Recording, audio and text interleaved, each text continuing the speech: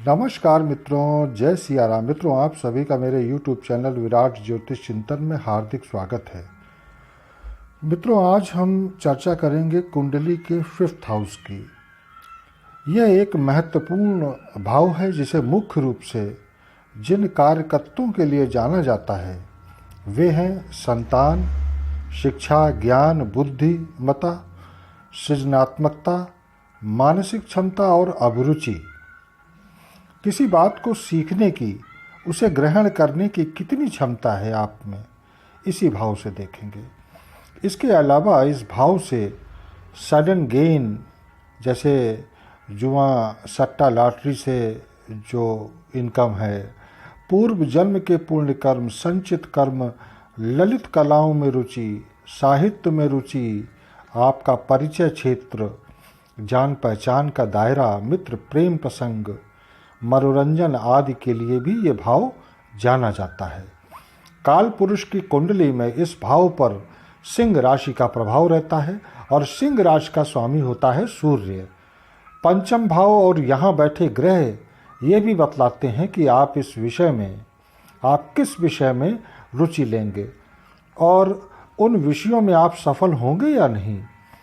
ये भाव संतान से जुड़ी सभी बातों को, लाभ हानि को दर्शाता है। ये धर्म त्रिकोण के त्रिकोण भावों में से एक है। ये भाव शरीर के अंगों में पेट को दर्शाता है। इससे यकृत व गर्भाशय का भी विचार किया जाता है। इस भाव से आप यह भी जान सकते हैं कि आपका इष्ट कौन है, किसकी आराधना करने से आपको लाभ मिलेगा। ये आपके पिता का भाग्य स्थान भी है, इसलिए पिता से संबंधित बातों को जानने के लिए पंचम भाव को भी देखना चाहिए। इस भाव से धार्मिक बातों का भी विचार किया जाता है। तीर्थ यात्राओं के बारे में भी जाना जाता है। किसी का पंचम भाव अच्छा है तो फिर उसे सट्टा, लॉटरी, शेयर आदि से लाभ की संभावना बढ़ जाती है। आइए अब जानते हैं कि सभी ग्रह इस भाव में क्या क्या प्रभाव देते हैं। एक बात और कि पंचम भाव का कारक ग्रह होता है गुरु। आइए जानते हैं कि सूर्य इस भाव में क्या फल करते हैं। सूर्य अग्नि तत्व प्रधान ग्रह है। काल पुरुष की कुंडली में सिंह राशि पंचम भाव में आती है। सूर्य सभी प्राणियों के जीवन व ज्ञान के आधार हैं।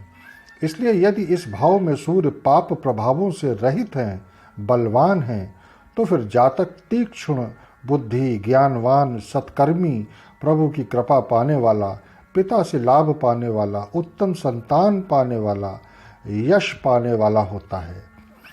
कम से कम एक पुत्र संतान अवश्य प्राप्त होती है। सूर्य पाप प्रभाव में हुआ तो प्रायः उदर संबंधी पीड़ा देता है। 1-2 बार मिसकैरेजेस भी करवाता है। इस तरह शुभ अवस्था के सूर्य लाभप्रद होते हैं तो अशुभ प्रभाव लिए हुए सूर्य कष्टप्रद भी होते हैं।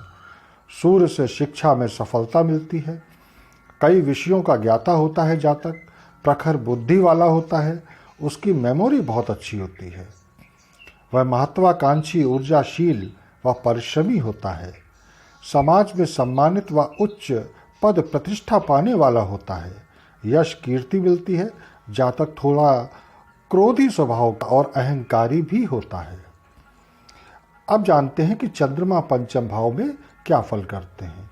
पंचम भाव में चंद्रमा प्रायः अच्छे फल प्रदान करते हैं। बलवान और अशुभ प्रभावों से रहित चंद्रमा यहाँ माता का स्नेह प्रदान करवाते हैं। जातक खुश मिजाज, ललित कलाओं का अनुरागी, कलात्मक अभिरुचि वाला होता है। जातक को सुख सुविधा और मनोरंजन के सभी साधन प्राप्त होते हैं। जातक की संतान भी खुश मिजाज और बुद्धिमान होती है। जातक की धर्म, कर्म व रिसर्च में बहुत रुचि होती है। घूमने फिरने का शौक होता है। नए नए स्थानों का भ्रमण करना, मित्र बनाना उसे पसंद होता है। प्रायः ये लोग अपने जीवन में बहुत तरक्की करते हैं। ये लोग चंचल बुद्धि के भी होते हैं। इनमें कलात्मक वस्तुओं का संग्रह करने की प्रवृत्ति बहुत ज़्यादा होती है। ये बहुत धनवान भी होते हैं। अनेक मित्र होते हैं इनके। जान पहचान का दायरा इनका बहुत विस्तृत होता है। जनता या समाज में लोकप्रिय होते हैं, लेकिन यदि चंद्रमा कमज़ोर हुए, अशुभ प्रभाव लिए हुए तो फिर ये जातक बहुत तनावग्रस्त व डिप्रेशन के शिकार भी हो सकते हैं, निराशावादी हो जाते हैं और मानसिक रोगों से भी ग्रस्त हो सकते हैं। मित्रों, इसी के साथ मैं अपनी वाणी को विराम दूंगा। शेष ग्रहों के फल मैं अगले वीडियो में बताऊंगा। इसी के साथ आप सभी को नमस्कार। जय सिया राम।